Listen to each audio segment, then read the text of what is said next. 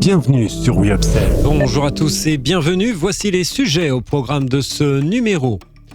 Molino Bianco et Pavesi repartent en force avec Epidis, Brandt revient par le haut de gamme, part de marché avril-mai 2024 affiche un bouleversement du classement, le marché mondial de la licence affiche un nouveau record, enfin, retour de la déflation sur les produits de grande consommation.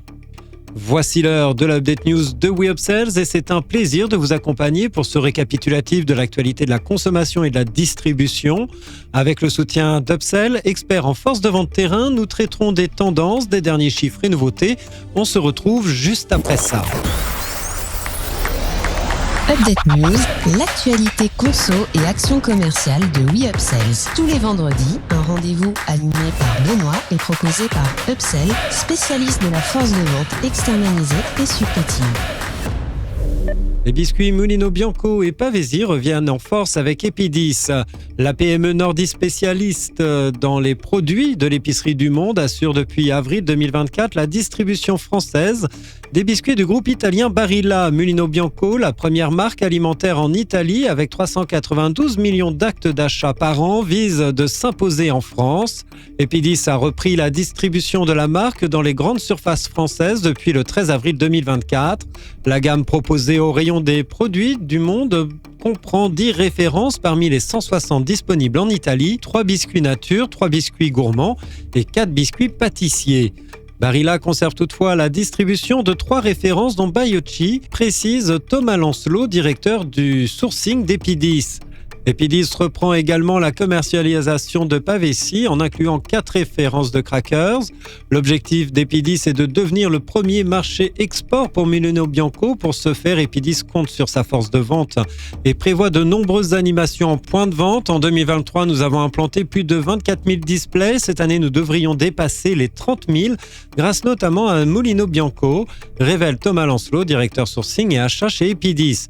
Le directeur espère atteindre une distribution de 40 à 45 pour les meilleures références dès cette année contre 15 à 18 précédemment. Brandt revient par le haut de gamme. Après des années difficiles, le groupe Brandt reprend son élan en misant sur sa marque premium de Dietrich et le Made in France. En 2022, Brandt a regagné des parts de marché, bien que le chiffre d'affaires reste en dessous des 500 millions d'euros en 2019. Nous avons retrouvé un bon niveau de profitabilité, stabilisé notre situation financière et réinvesti, déclare Daniel Degli-Emili, directeur général du groupe. Pour récupérer sa position d'avant-crise, l'entreprise s'appuie sur De Dietrich, leader de l'induction en France. Cette marque qui fête ses 340 ans bénéficie d'importants investissements permettant le développement de nouvelles gammes telles que la Philharmonie. Cette gamme avec un design luxueux intègre des innovations comme un four adaptant la température et la durée de cuisson en analysant les vapeurs, une table de cuisson avec des capteurs de mouvement et un guide culinaire de 74 recettes sur écran TFT.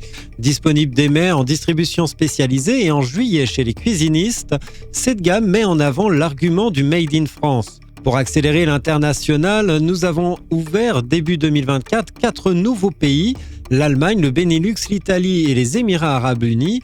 Nous avons connu des difficultés, mais l'heure est à la renaissance, conclut Daniel Degli-Emili. Brandt est l'un des derniers fabricants de gros électroménagers à disposer d'usines en France, à Orléans et à Vendôme.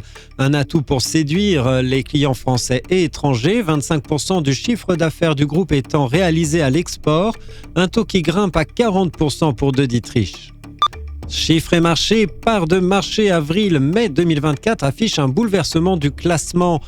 Coup de théâtre sur le marché de la distribution alimentaire française. Entre le 15 avril et le 12 mai, les Mousquetaires et la coopérative U ont surpassé Leclerc.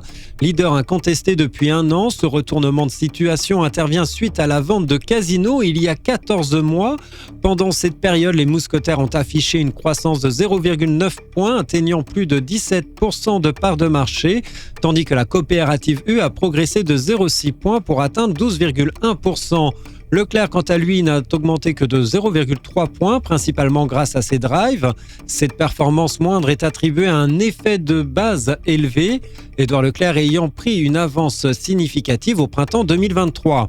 Intermarché a particulièrement brillé avec un gain de 0,9 points, bien au-delà des 0,2 et 0,3 points espérés suite à l'acquisition des magasins Casino.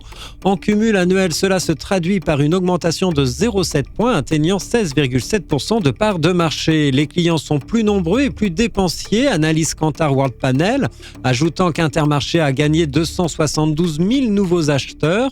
De son côté, la coopérative U a également bénéficié d'une croissance à part constant sans ajout extérieur, avec 249 000 nouveaux foyers clients.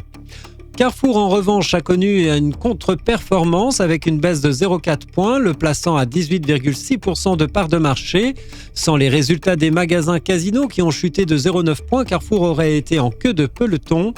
Les hypermarchés et supermarchés Carrefour ont respectivement reculé de 0,3 et de 0,1 points. Le marché mondial de la licence et les produits dérivés a atteint un nouveau record. Le marché mondial des licences et produits dérivés a atteint un chiffre d'affaires record en 2023 selon Licensing International. Le résumé de leur rapport annuel, dont la version complète sera publiée cet été, révèle que les ventes ont totalisé 356,5 milliards de dollars, soit 328,6 milliards d'euros, marquant une hausse de 4,6% par rapport à 2022. Le segment de divertissement et personnages a connu une augmentation de 9%, atteignant 147,6 milliards de dollars. La catégorie de licence la plus dynamique a été celle de la musique, avec une croissance impressionnante de 16,4%, suivie du sport qui a progressé de 5,6%. Malgré une baisse de 3,5% des ventes de jouets sous licence, ce segment a montré une résilience notable comparée à la diminution de 4,5% du marché global du jouet en 2023. 2024, retour de la déflation sur les produits de grande consommation.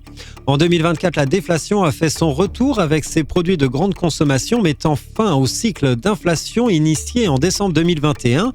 En mai 2024, les prix des produits de grande consommation ont diminué de 0,1% par rapport à mai 2023. Cette baisse est principalement due aux supermarchés où les prix ont baissé de 0,4% et au drive avec une diminution de 0,2%.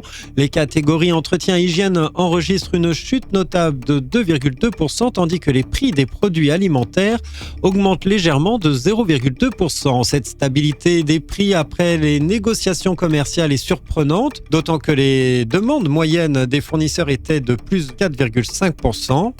Les volumes des ventes en baisse de 2,4% sur les 4 premiers mois de 2024.